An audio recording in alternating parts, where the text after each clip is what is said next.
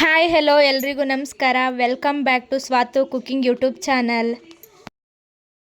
ಇವತ್ತಿನ ರೆಸಿಪಿ ಮನೆಯಲ್ಲೇ ಮಾಡುವ ಡ್ರೈ ಫ್ರೂಟ್ಸ್ ಮಿಲ್ಕ್ ಶೇಕ್ ಹೇಗೆ ಮಾಡೋದು ಅಂತ ನೋಡೋಣ.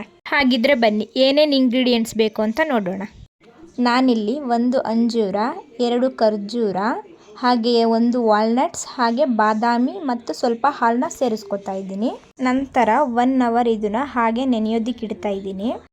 1 ಅವರ್ ಆದಮೇಲೆ ಮಿಲ್ಕ್ ಶೇಕ್ ರೆಡಿ ಆದಮೇಲೆ ನಾನಿಲ್ಲಿ ಮಿಲ್ಕ್ ಶೇಕ್ ಮೇಲೆ ಹಾಕೋದಿಕ್ಕೆ ಅಂತ ಡ್ರೈ ಫ್ರೂಟ್ಸ್ನ ಸಣ್ಣದಾಗಿ ಚಾಪ್ ಮಾಡಿ ಇಟ್ಕೊಂಡಿದ್ದೀನಿ. ಹಾಗೆ ಎಷ್ಟು ಬೇಕಷ್ಟು ಶುಗರು ಮತ್ತು 1 ಬನಾನಾ ತಗೊಂಡಿದ್ದೀನಿ.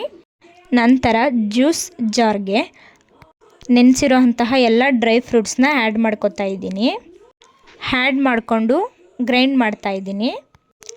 ನಂತರ ಅದು ಗ್ರೈಂಡ್ ಆದಮೇಲೆ ಶುಗರು ಹಾಗೆ ಬನಾನಾ ಹಾಗೆ 1/4 ಲೀಟರ್ ಹಾಲನ್ನ ಆ್ಯಡ್ ಮಾಡ್ಕೊತಾ ಇದ್ದೀನಿ.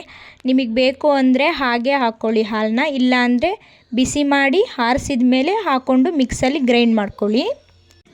ಜ್ಯೂಸ್ ಮಿಕ್ಸರ್ನಲ್ಲಿ ಚೆನ್ನಾಗಿ ನುಣ್ಣಗೆ ಪೇಸ್ಟ್ ಆದಮೇಲೆ ನನ್ನ ಹತ್ರ ಮಡಕೆ ಕಪ್ಪಿತ್ತು, ಸೊ ಅದಕ್ಕೆ ಸರ್ವ್ ಮಾಡ್ಕೊಳ್ತಾ ಇದ್ದೀನಿ. ಸಣ್ಣದಾಗಿ ಚಾಪ್ ಮಾಡಿರೋಂತಹ ಡ್ರೈ ಫ್ರೂಟ್ಸ್ನ ಆ್ಯಡ್ ಮಾಡ್ಕೊತಿದ್ದೀನಿ.